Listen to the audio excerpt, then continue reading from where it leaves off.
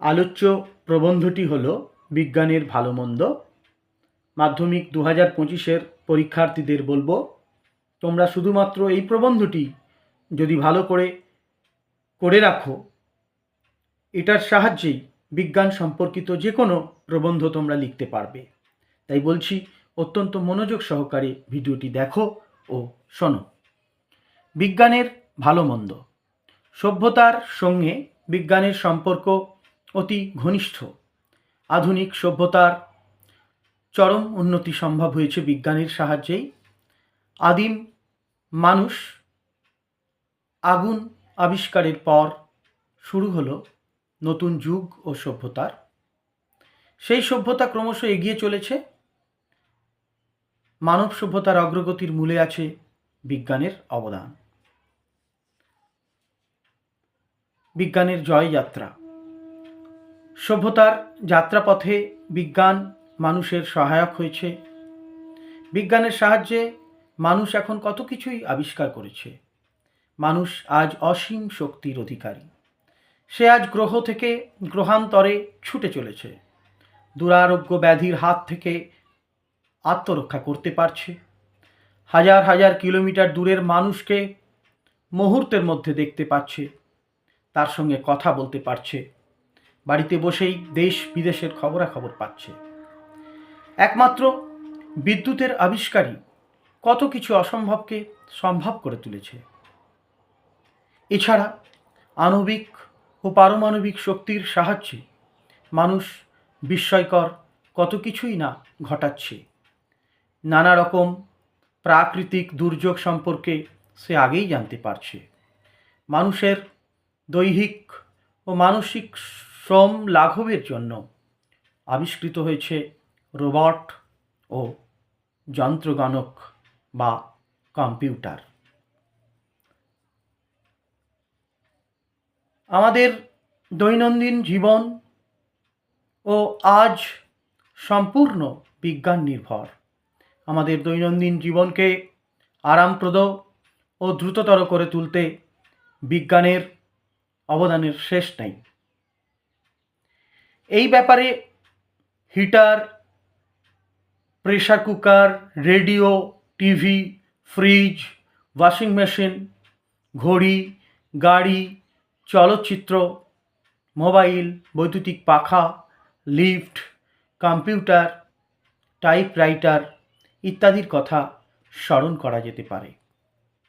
সব কিছুই বিজ্ঞানের জয়যাত্রা তথা সভ্যতার অগ্রগতিকে শুধু সম্ভবই করেনি, করেছে দ্রুততর। বিজ্ঞানের ধ্বংসাত্মক রূপ। বিজ্ঞানীরা তো মানব কল্যাণের কথা চিন্তা করে অনেক কিছুই আবিষ্কার করেছেন, কিন্তু সব আবিষ্কারই মানুষের কল্যাণ করেনি। বহু অকল্যাণ হয়েছে এর দ্বারা।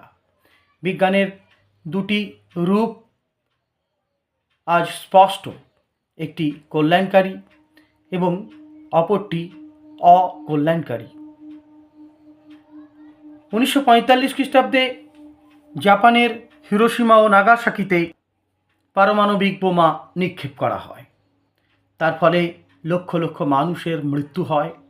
শুধু তাই নয়, এই বোমা নিক্ষেপের সুদূর প্রসারী ফল হিসেবে আজও মানুষ দুরারোগ্য ব্যাধিতে আক্রান্ত হচ্ছে।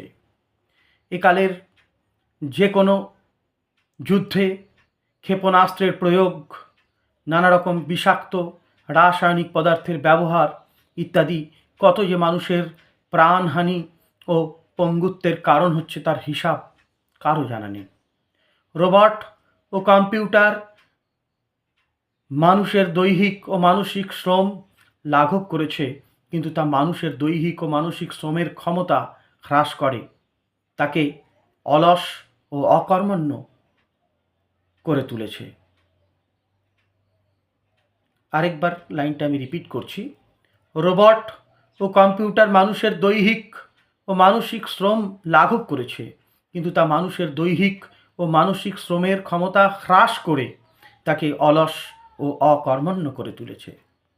উপসংহার: মানব সভ্যতার অগ্রগতিকে যেমন সম্ভব করেছে বিজ্ঞান, তেমনি মানব সভ্যতার ধ্বংসের পথকেও মসৃণ করেছে বিজ্ঞান। পরমাণু শক্তিকে কাজে লাগিয়ে মানুষের বহু বিচিত্র রকমের কল্যাণ যেমন সম্ভব, আবার সমগ্র পৃথিবীতে যে পরিমাণ অস্ত্র সঞ্চিত আছে তাতে মুহূর্তের মধ্যে সমস্ত পৃথিবীকে ধ্বংস করাও সম্ভব।